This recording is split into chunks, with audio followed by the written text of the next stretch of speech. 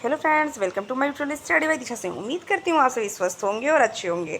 तो फ्रेंड, आज की इस क्लास में मैं आपके सामने जनरल साइंस से रिलेटेड कुछ इंपॉर्टेंट प्रश्नों को लेकर आई हूँ। कुछ प्रश्न जो कि आपको बहुत ही ईजी लगेंगे और कई बार एग्जाम में आप इन्हीं प्रश्नों को भूल जाते हैं, इसलिए वीडियो को बिना स्किप किए पूरा देखिएगा। वीडियो पसंद है चैनल सब्सक्राइब, वीडियो को लाइक करना कतई ना भूलें। तो पहला प्रश्न आपकी स्क्रीन पर फ्रेंड वह है, आपसे पूछ रहा, किस ग्रह को लाल ग्रह के नाम जाना जाता है? रेड प्लैनेट के नाम से किसे जाना जाता है? तो आपका उत्तर यहाँ पे होता है मंगल।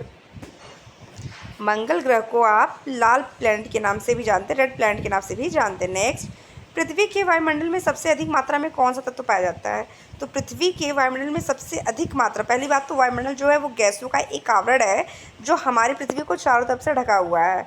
उस वायुमंडल में सबसे अधिक मात्रा में जो गैस पाई जाती है वह है आपकी नाइट्रोजन, जिसे आप NO2 के नाम से भी जानते हैं। नेक्स्ट, मैग्मा के ठंडा होकर जमने से किस प्रकार का रॉक बनती है? मैग्मा जो कि एक तरल पदार्थ में होता है, इसके जो है ठंडा होकर जमने पर कौन सा रॉक बनता है, कौन सा चट्टान बनता है? तो वह है आपका इग्निस रॉक, जिसे आप आग्नेय चट्टान के नाम से भी जानते हैं। नेक्स्ट, प्राचीन पौधों के मटेरियल से किस प्रकार का जीवाश्म ईंधन बनता है? प्राचीन पौधों के मटेरियल से किस प्रकार का जीवाश्म ईंधन बनता है? तो वह है आपका कोयला। नेक्स्ट, छिपकली की सबसे बड़ी जीवित प्रजाति कौन सी है? तो छिपकली की सबसे बड़ी जीवित प्रजाति की अगर बात करें तो वह है आपका कोमोडो ड्रैगन। नेक्स्ट, किस प्रकार के रेडिएशन से सबसे ज़्यादा एनर्जी और सबसे कम वेवलेंथ होता है?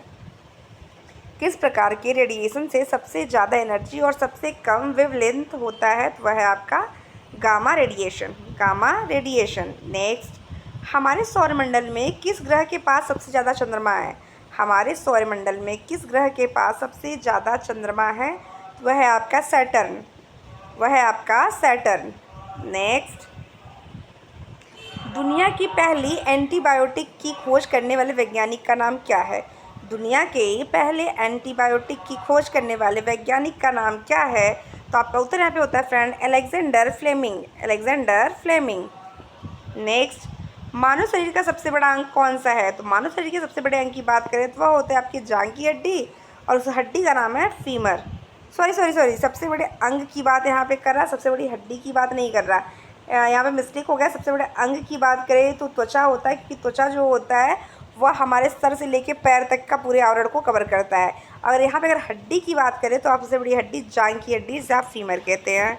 अगला प्रश्न, दुनिया की सबसे गहरी झील कौन सी है? तो दुनिया की सबसे गहरी झील की बात करें तो वह है आपका बैकाल झील, लेक बैकाल इसको आप कहते हैं, बैकाल झील, जो दुनिया की सबसे गहरी झीलों में से है। नेक्स्ट, रेडियो एक्टिविता की खोज किसने की?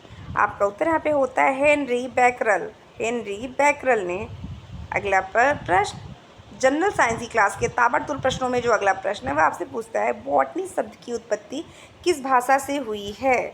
बॉटनी शब्द की उत्पत्ति किस भाषा से हुई है? तो वह हुई है आपके ग्रीक भाषा। तो फ्रेंड, अगर अब तक आपने जो है वीडियो को शेयर नहीं किया है तो शेयर करते हुए आराम से आगे बढ़ती रहिए फ्रेंड, कोई भी जल्दबाजी नहीं है। अगला प्रश्न आपकी स्क्रीन पर है, रिक्टर स्केल किसके नापन में प्रयोग होता है? रिक्टर स्केल का उपयोग आप किस चीज़ को मापने में करते हैं? तो वह है आपकी भूकंप की तीव्रता को मापने के लिए यूज़ करते हैं। नेक्स्ट, डायनामाइट के आविष्कारक कौन है? डायनामाइट के आविष्कारक की अगर बात करें वो है आपके अल्फ्रेड नोबेल। नेक्स्ट, एल्युमिनियम किस खनिज से प्राप्त की जाती है? तो वह है आपकी बॉक्साइट। अगले प्रश्न की तरफ चलते हैं फ्रेंड। अगला प्रश्न आपकी स्क्रीन पर है, किस धातु का गलनांक सबसे अधिक है? वह है आपका टंगस्टन। जो धातु होता है, ये जो बल्ब होती हैं, बल्ब के अंदर जो पहले के बल्ब वगैरह आते हैं, सूर्या वगैरह के जो बल्ब है, जो येलो कलर की लाइट होती थी, उसमें जो आप देखेंगे 3 ऐसे लकीरों की तरह खींचा रहता है, टंगस्टन के तार का उपयोग उसी में किया जाता है। लंबाई की न्यूनतम इकाई क्या है? तो लंबाई की जो न्यूनतम इकाई है वह है आपका फर्मी मीटर। नेक्स्ट, स्पष्ट दृष्टि की न्यूनतम दूरी क्या होती है? स्पष्ट दृष्टि की न्यूनतम दूरी का मतलब होता है कि आप अपनी आँखों से कहाँ तक की चीज़ों को एकदम साफ तरीके से देख सकते हैं, तो वह है आपकी 25 सेंटीमीटर। दही में किस प्रकार का अम्ल पाया जाता है? तो दही खाने वाले इसका उत्तर तुरंत तुरंत दे दीजिए। दही में किस प्रकार का अम्ल पाया जाता है? तो दही में जो अम्ल पाया जाता है वह होता है लैक्टिक अम्ल। लैक्टिक अम्ल। नेक्स्ट, अपच का उपचार करने के लिए कौन सी औषधि का उपयोग किया जाता है? अपच अर्थात कभी कभी आप खाने में ज़्यादा खा लेते हो, फूड टेस्टी लगता है, तो जब आप खा लेते हो तो आपको डाइजेशन में दिक्कत होती है, तो उसे आप अपच कहते हो। तो अपच में जो होता है वो एंटासिड, एंटासिड जो औषधि होती है वो काफ़ी फ़ायदेमंद होती है। नेक्स्ट, अंगूर का किण्वन किसके द्वारा होता है? अंगूर का किण्वन किसके द्वारा होता है?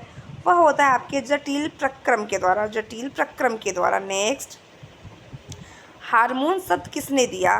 हार्मोन शब्द किसने दिया? तो आपका उत्तर यहाँ पे होता है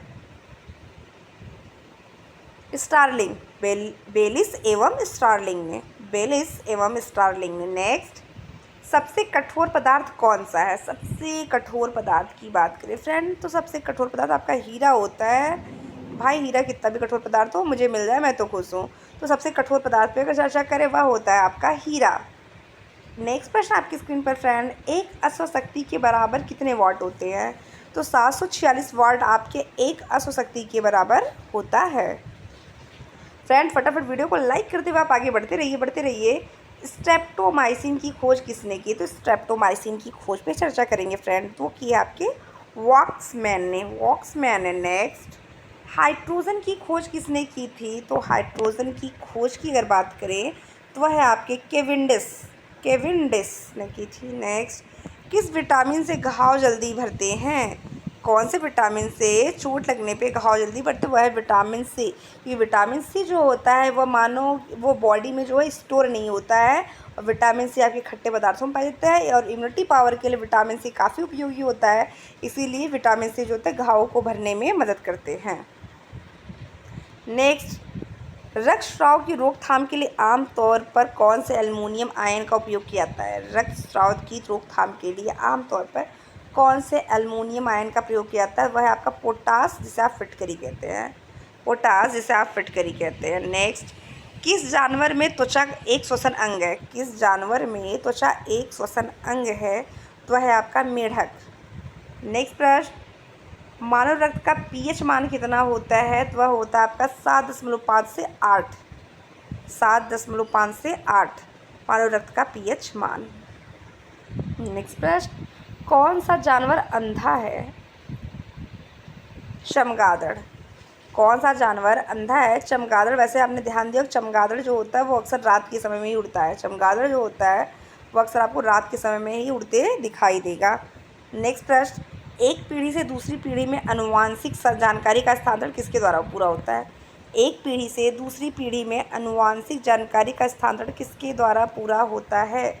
वह है आपका आरएनए का स्थानांतरण, आरएनए का स्थानांतरण।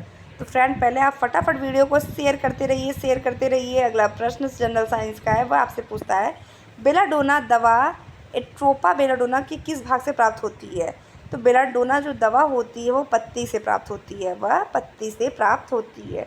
कौन सा कीटभक्षी पौधा है? यह प्रश्न आपका यूपी टेट अर्थात यूपी की एग्ज़ाम का बहुत ही पसंदीदा प्रश्न है कि कौन सा पौधा कीटभक्षी होता है? वह है आपका नेपेंथिस।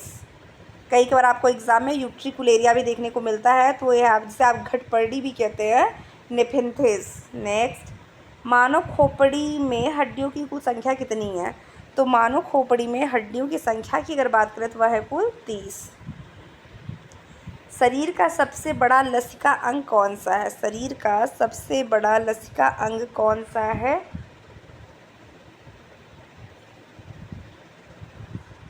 प्लीहा। नेक्स्ट, ज्ञान दांत आमतौर पे किस उम्र में आते हैं, जिसे हम आम भाषा में बुद्धि का दांत कहते हैं? बुद्धि का दांत आता है आपका 17 से लेकर 30 वर्ष की आयु में, उसके बाद भी किसी को बुद्धि नहीं आती है। नेक्स्ट, मलेरिया फैलाने वाले एनोफिलीज मच्छर की खोज किसने की? मलेरिया फैलाने वाले एनोफिलीज मच्छर की खोज किसने की? वो की थी आपके रोनाल्ड रॉक्स ने, रोनाल्ड रॉक्स ने। नेक्स्ट, लाइकेन में कवक और शैवाल के बीच सहजीवी संबंध को क्या कहा जाता है? लाइकेन में कवक और शैवाल के बीच सहजीवी संबंध को क्या कहा जाता है? तो वह है आपका हेलोटिज्म। हेलोटिज्म। नेक्स्ट, निर्जलीकरण के दौरान शरीर में किसकी कमी होती है? निर्जलीकरण के दौरान शरीर में सोडियम क्लोराइड की कमी होती है।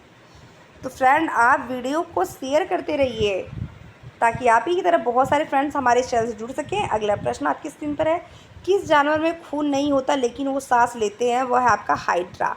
हाइड्रा में जो होता है वह खून नहीं होता क्योंकि उसमें हीमोग्लोबिन नहीं होता है, इसलिए जो तरल पदार्थ निकलता है उसका कलर जो है खून के कलर का दिखाई नहीं देता, लेकिन ये सांस लेते हैं। ब्लू बॉडी सिंड्रोम के लिए क्या जिम्मेदार है? ब्लू बॉडी सिंड्रोम के लिए क्या जिम्मेदार है? तो वह है आपका नाइट्रेट।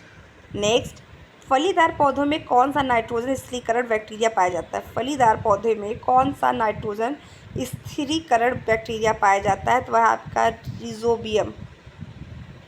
नेक्स्ट, सीमेंट किसके मिश्रण से जोर से गर्म करके बनाया जाता है? सीमेंट किसके मिश्रण को जोर से गर्म करके बनाया जाता है? तो वह है आपका चूना, पत्थर और मिट्टी।